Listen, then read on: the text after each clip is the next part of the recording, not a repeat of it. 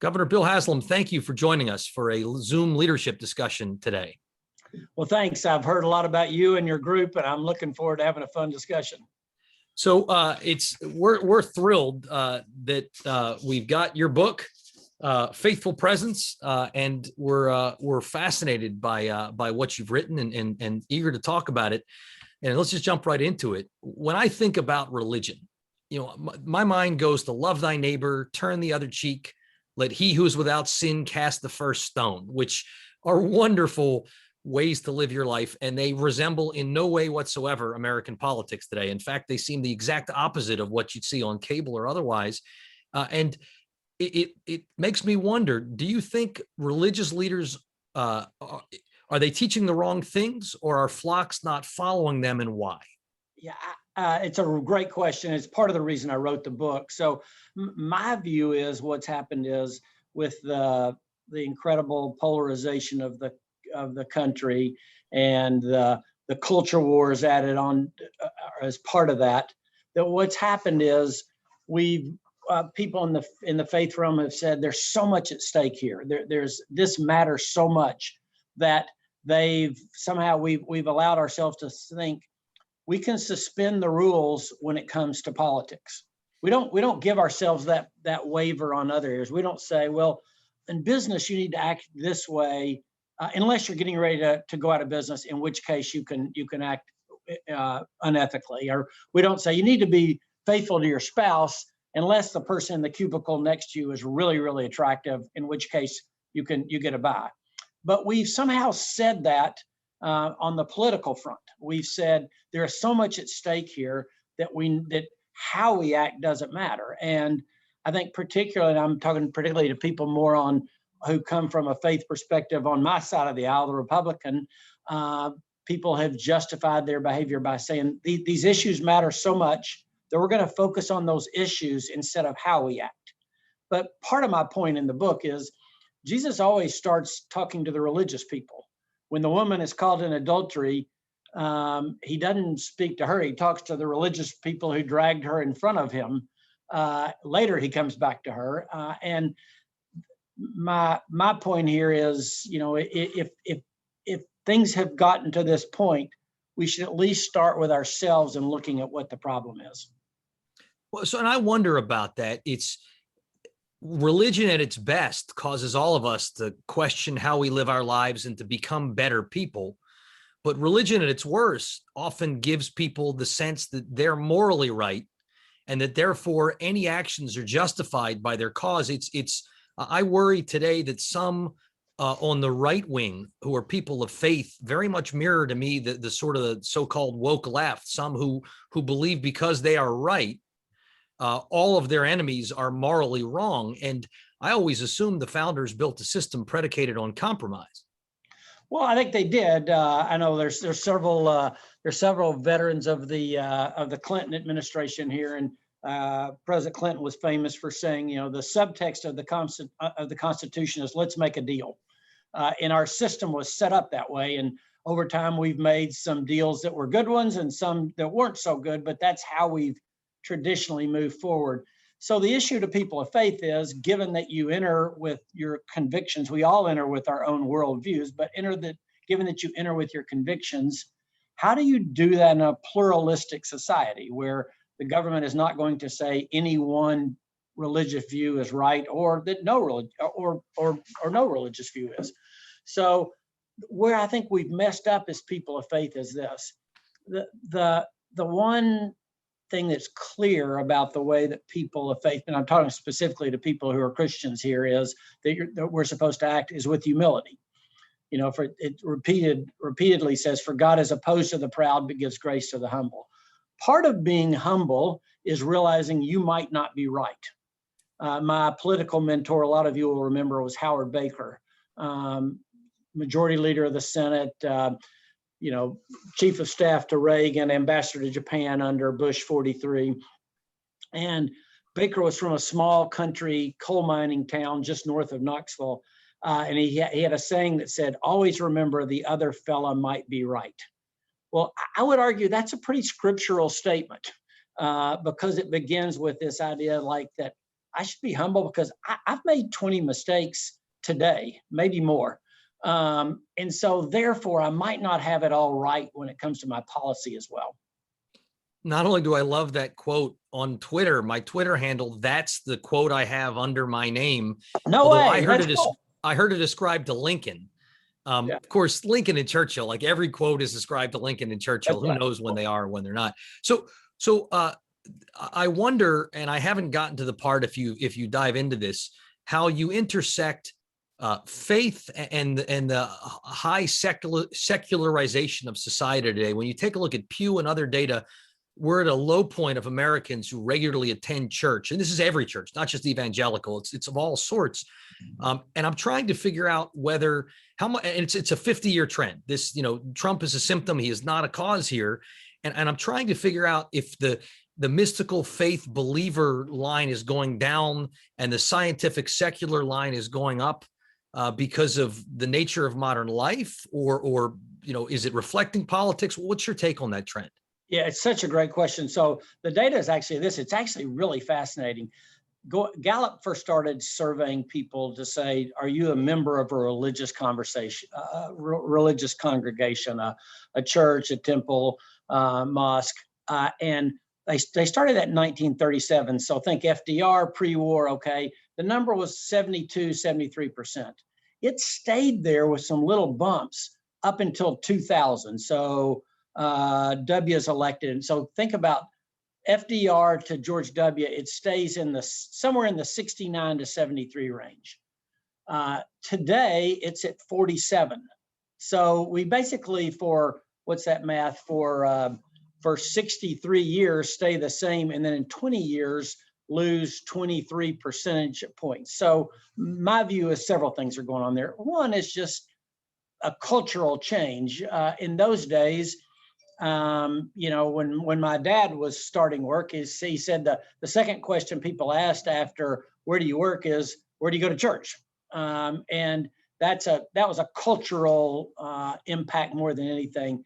The fact that you've lost some of that, well, I go to church because my boss expects me to go to church, or I go to synagogue because my parents expect me to be there. The fact that we've lost that is not, I don't think, necessarily a bad thing if it was just a cultural deal.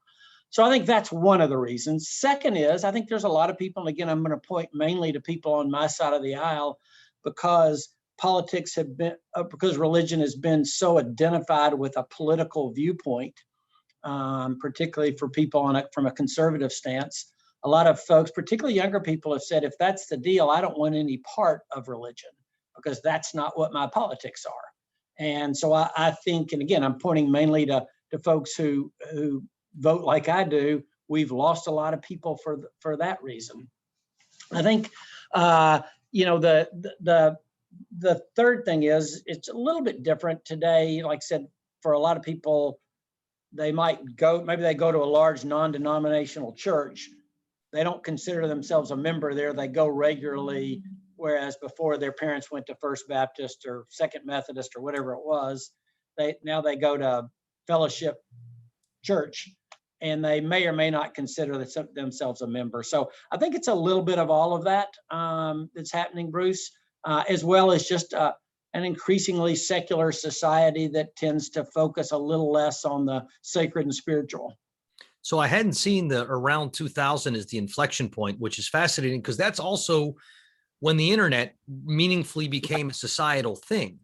And in thinking about the intersection of the internet and politics, or the internet and religion, or even society, it's a fascinating mixed bag, because on the one hand, folks who maybe were from a small town and the kind of myopic, narrow viewpoint, if you're an LGBTQ American and you're in a small town, you don't have anybody telling you that Jesus loves you and that you're, right. There's nothing wrong with you. It's your town that's got the small world view.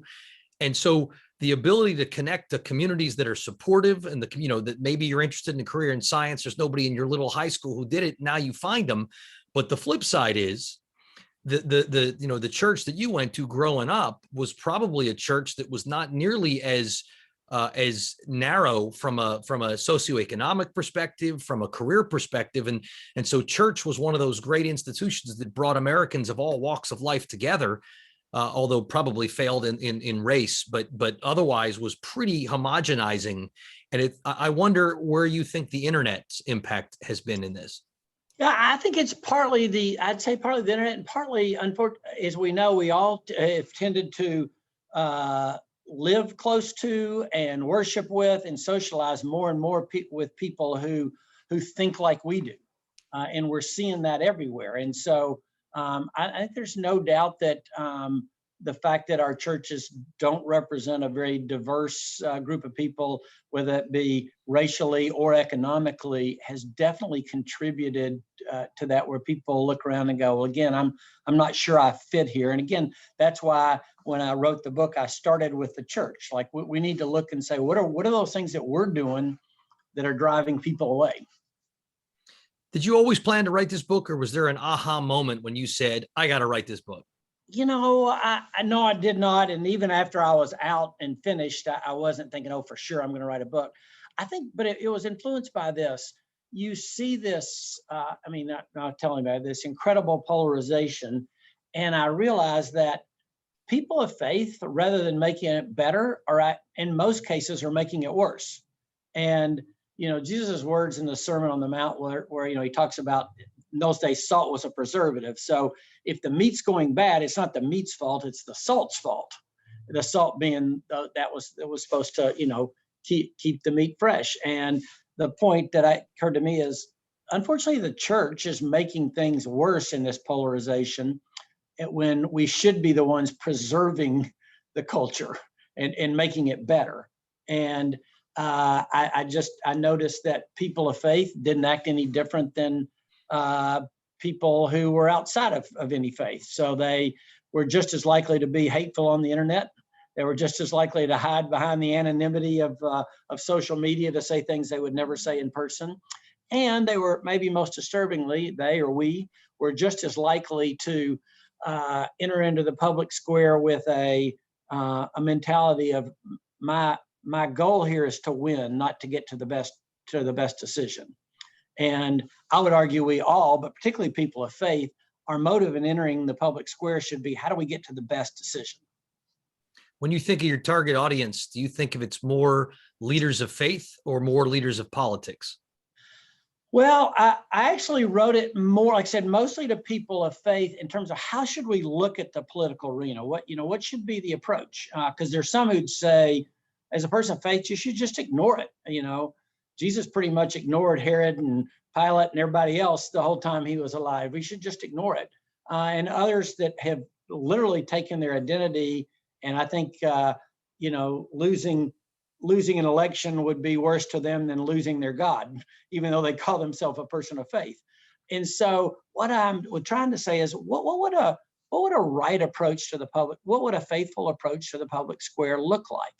But I also wanted to write to people who were not people of faith, because I think there's a need for a reminder of just what it is that people of faith have brought to the public square, whether it be a William Wilberforce in England who led the fight to abolish slavery in the UK, or a George W. Bush who passed PEPFAR, the President's Emergency Plan for AIDS relief, that literally spent he went and staked a large part of his term on getting that happen, even though there was no political benefit. My argument would be we can all think of things that have happened, hospitals that have gotten built, schools that have been opened, from people of faith. And my message is, despite the fact that I don't think people of faith have always acted in the right ways, let's don't think we'd be better off without them in the public square. So when you were mayor of Knoxville, something you did that I'd read about was you took your opponent from that election, and it was, like all elections, it was not a love fest. It was tough, but then you put her in your cabinet, which I love. I feel like all leaders ought to do that. And I'm fascinated why you did it and how it went. And as I emailed you right before this, also, I don't know if you realized in the TV show, Mr. Mayor, Ted Danson is a former businessman, mayor of LA, who puts his top opponent in his cabinet, which I can't believe that they read the Haslam story, but maybe. Yeah, maybe I should be getting royalties. I'm going to check on that. You know, her name's Madeline Rojero, and we actually had a very close election for mayor. Knoxville, like most cities, leans Democratic, even though our county in the East Tennessee area is very Republican. And I barely won. If you've ever been in an election and haven't had to wait until the last precinct came in, then you've never really been in an election. And we were literally waiting for one last precinct to come in to see who won. But here's why I do that. Number one, she's very competent, very capable, and she was in charge of our community development, which, you know, the federal government spends a lot of money on social programs, but most of it's actually implemented by cities and states, local and state governments. And this was the department that implemented all those programs, and Madeline knew them top to bottom. But here's the main reason. It's one of the things that I know that most of the folks on this call would agree. All this stuff really matters in all of our argument about government, whether, you know, the conservative view of smaller government or a liberal view of more government involvement in the economy. Wherever you fall on that, all of us should agree that this stuff really matters. And so most of us on this Zoom are fortunate enough that we don't need government for a lot. You want your driver's license and you want a few basic services, but there are folks who need the services that can't get them anywhere else. And that public school has to be great. The mental health that they get through their local health department, that might be the only mental health services that they can access. And so my point in all this is competence and capacity really matter. And then we're so caught up in, are they a liberal or a conservative, that we kind of forget the whole point is people pay taxes. We're supposed to give them back full and effective service for those taxes they pay. Well, man, I wholeheartedly agree with you. And I love that Baker was he's one of my heroes and was one of your mentors. Yeah.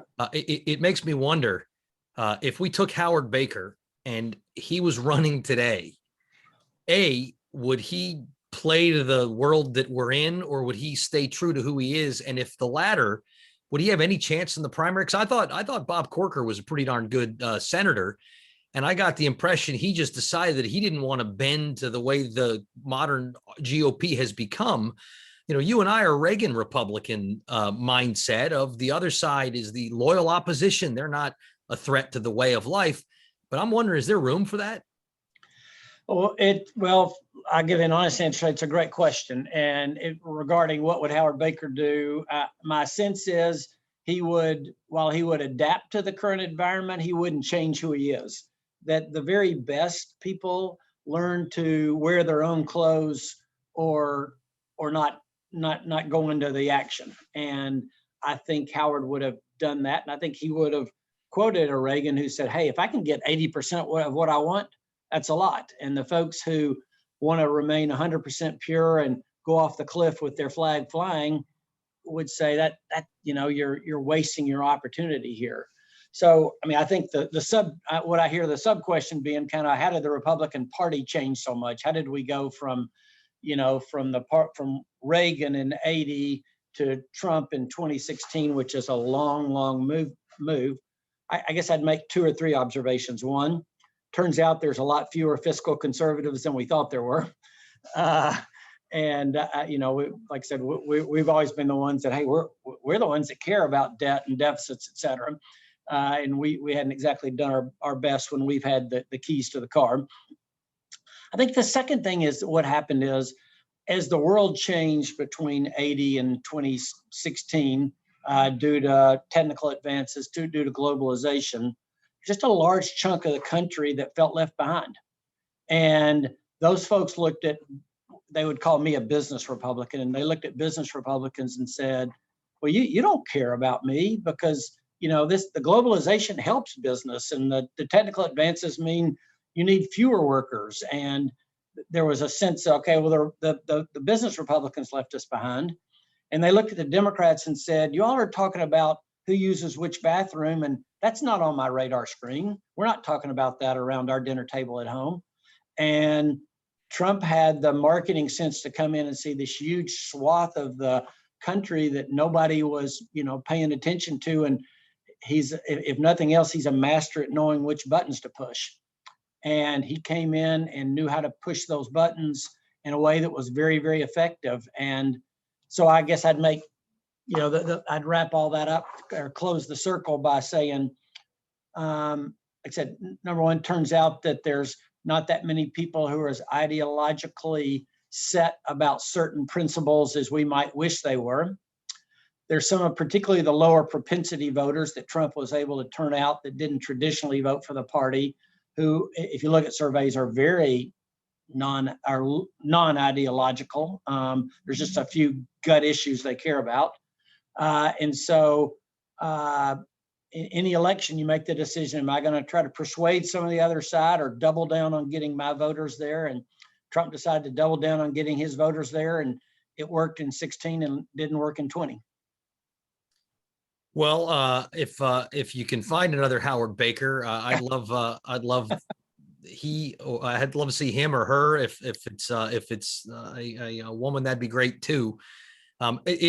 It makes me wonder about something that you and John Meacham and my old great friend Gray Sasser are doing at Vanderbilt, where you're now a professor, where you've started the Vanderbilt Project on Unity and Democracy. And I'm interested in what led you, Meacham, and others to decide it was necessary, and what is it going to accomplish?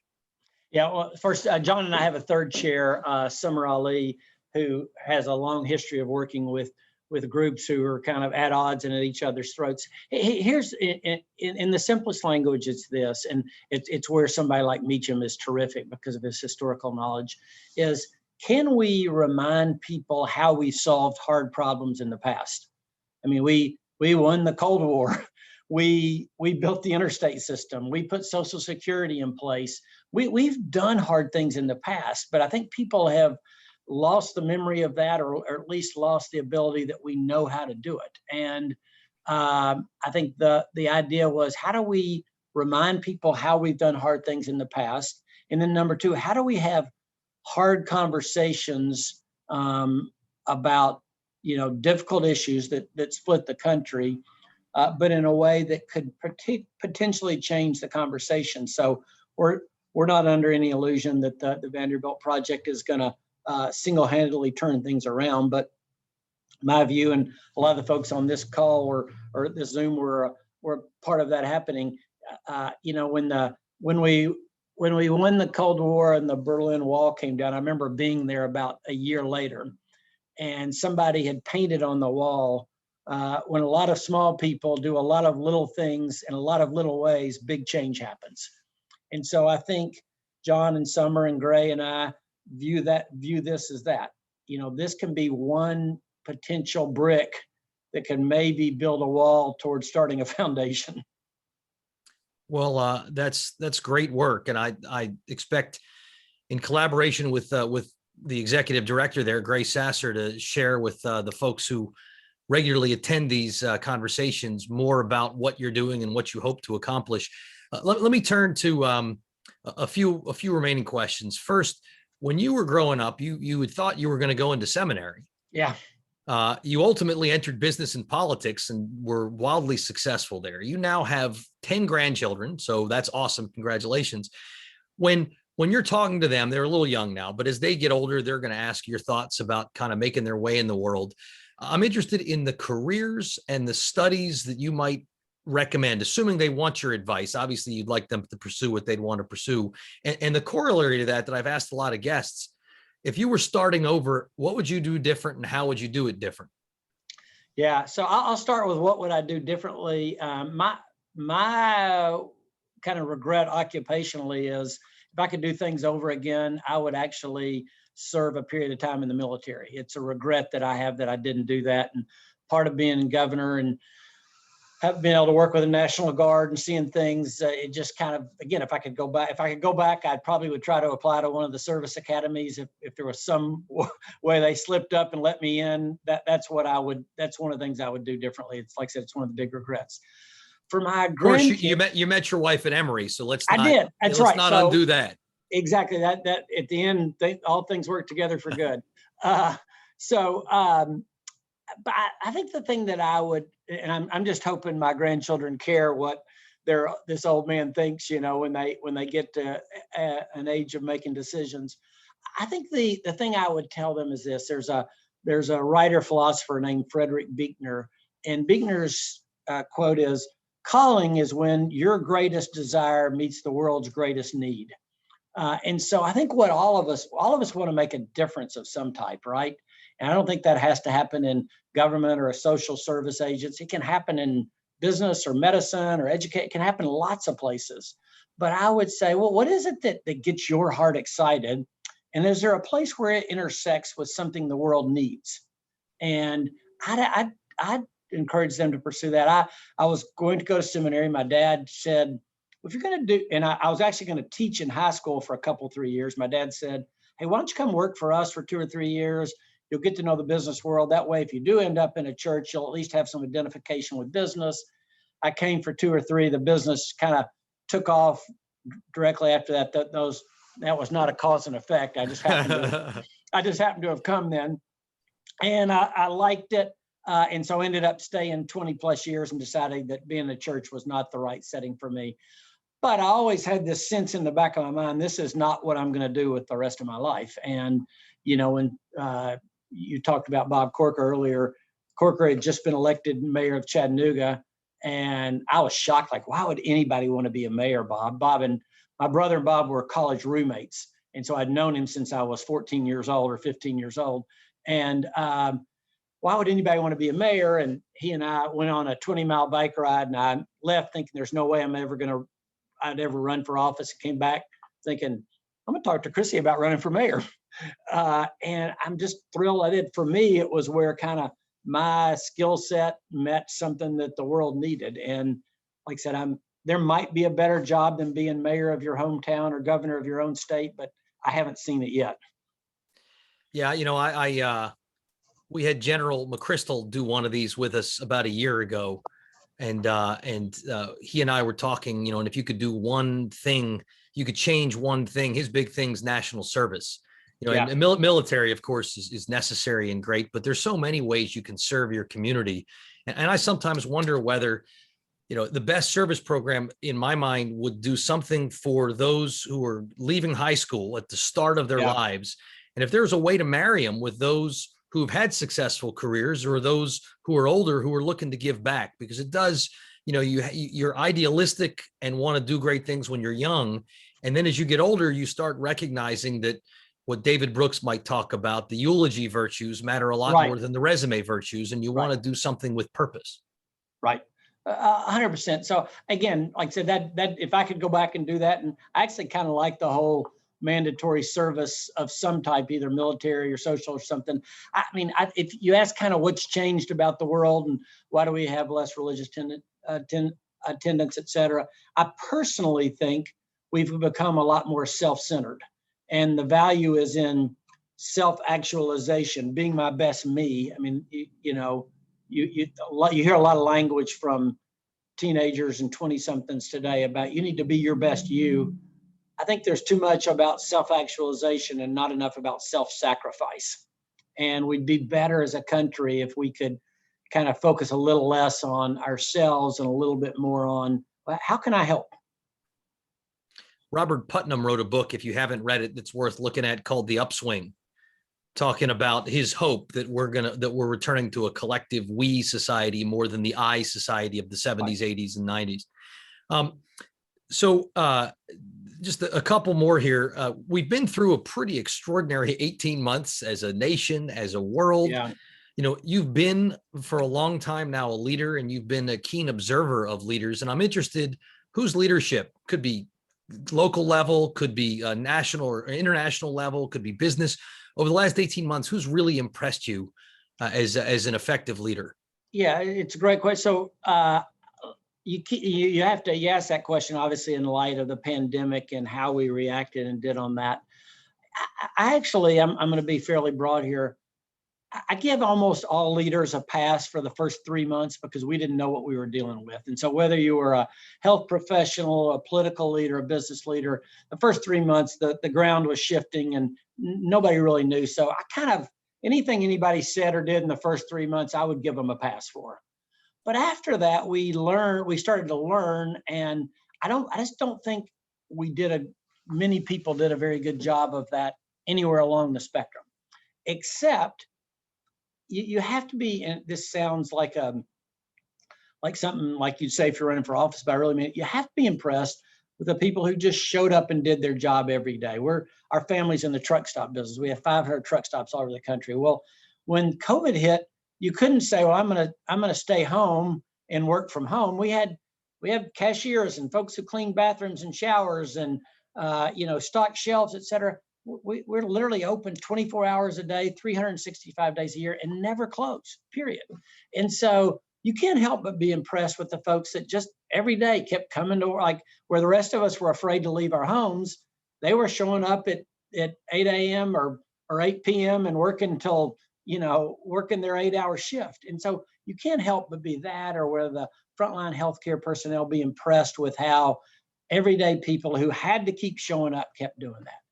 So that's obviously a broad one. The other leader who I was really impressed with, and I'm biased because the time I served, he was the best governor the whole time by far, I thought by far, but is the way that Mitch Daniels led at Purdue University. They basically figured out a way to stay in school. They figured out a way to keep serving students. They have kept tuition flat for 10 years. But I think what Mitch brought to the table during COVID was this, like the health scare is real, okay? But there are other fears as well. And one of the things we missed as a country is, what's it gonna look like when we don't have real school for K through 12 students for 8 months? What's gonna happen to their learning progress and their mental health? And I think we let one thing get out of balance, and when we start to see standardized test results come back from this year, we're going to be blown away. I've gotten a sneak peek at some of those by how much learning loss there was, and it'll be a marked difference between those places that were doing virtual school and those that were in real school. We've already seen that in Tennessee. We had our major urban city schools went all virtual. Most of the rest were some sort of hybrid or totally in school, and there's a marked difference in the results. Wow, I look forward to seeing the data, and I'm a massive Mitch Daniels fan, as are you. I thought Governor Larry Hogan, who admittedly we did have on one of our Zoom discussions, but he's both our kind of Republican, and I think he's been a terrific state leader during difficult and uncertain times as well.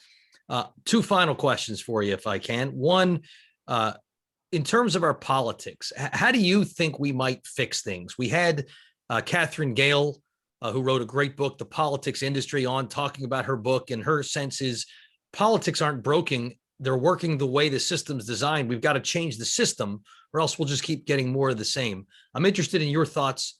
Systemically, what can we do? Yeah, well, listen, I'm one of those, and I'm always with G.K. Chesterton. What's the problem? The problem is me.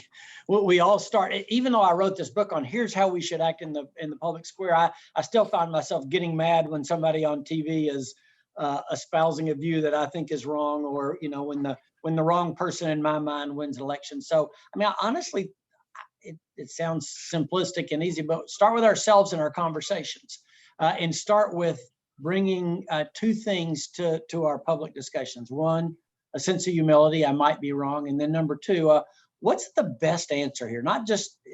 My goal is not to win the argument. My goal is to get to the best argument. And then to literally start having those conversations. This is a pretty influential group with the people around us. And then start helping to elect people like that. And there are people like that. You talked about, is there a Howard Baker around today? Would it be harder for Howard to win today? Maybe. But I also think the world is thirsty and eager for people who are comfortable living in their own skin, both personally and philosophically. And so I'd love to have heard her talk about the system that he's changing. I would argue that by and large, our system has worked better than any others for this 243 years, whatever it's been, 5, 6. And so I'd be hesitant to try to change the system. I would just say all of us have to recalibrate, because our new world of multiple media outlets and social media has changed the ground rules. Let's keep the game the same. We might just need to realize that the way people play it has changed, and we need to adapt accordingly. Well, I'll send you the video if you're interested, okay. and happy to send you the book. It's a great discussion. And I would note that I'm a history nerd. I'm a fan of the progressive era. And we made systemic changes, direct election of senators, giving women the constitutional right to vote. Fair. As we did with the Voting Rights Act and other things. And I think she probably would suggest that broadly, we're about how do we maintain our status as a participatory democracy where everybody has an equal chance to have impact and to be heard. And because the world and technology and geopolitics generate a level of change, if the system never changes, you're going to run into a mismatch. My own personal sense is that the populism of today reflects the fact that the institutions and the policies and the parties of last century don't make people feel protected against the realities of this century. And you spoke eloquently about that a little earlier in this with respect to trade, with respect to technology. Right. It's a fair point. And, people a lot more learned than I am can think about, are there adjustments to the system we can make? I would argue that our basic system of government has served us well. And maybe I'm an overly optimistic person, but I think it can also serve to pull us out of the ditch that we've driven ourselves into. I share that hope and optimism as well. And I'm going to turn here to the last question, where I always ask folks for a reason that you're hopeful, that you're optimistic. Although before that, I'll make a quick suggestion from what you were saying. If hopefully this book is as well received as it should be and is well distributed, if you decide you're bitten by the literary bug, something you said earlier, a fabulous story, whether you or those in your family or otherwise might want to write, is about the everyday heroes who work at Pilot Flying J, and who over the last year, helped make sure the trucks that were bringing everything to everybody kept going. I kind of have a Studs Terkeley vibe in mind, but even if you guys just stuck with your family and it's one-offs, there are great stories to be told by folks with the capability to let those who have no voice be heard. Well, it's a great, in those days when we were all frantically searching the grocery stores to make certain that there was toilet paper there, a truck had to be carrying that toilet paper down the road, and that guy or woman didn't get to take off. That truck driver didn't get to take off for COVID, nor did the cashier that was ringing up his purchase. So it's you asked, give me a reason for optimism. I would say that I look around through COVID and the people who just, like I said, kept doing their job. Also, despite the fact that on the national level, government feels all screwed up and hopeless, if you look around at local and in some state governments, there's still some really good things being accomplished. And I think, again, one of the reasons I believe more in a conservative philosophy is I do believe kind of that government closest to home is the best. And local governments, after a while, people don't really care, what your view is on some big national issue. They do want their garbage picked up, and they want the pothole fixed. And if their backyard is flooding because there's a development that was built up the hill, they want something done about it. And by and large, I think people are still about solving problems there. And that's the last thing I would say is this, is my sense of this group of people is these are a group of people who really care about solving problems. And let's remind ourselves that some people are still doing that today in local governments, and I think in some state governments, and we can do it again on the national level because we've done it before. That is an optimistic note, and it's appreciated. Governor Bill Haslam, thank you for your time. Thank you for writing this great book. I encourage everybody to read it. Our friends and clients who asked for copies should either have received them or will soon. I hope you have a great day, and I hope your voice is heard. It's an important one. Thanks. It's an honor to be on with all of you.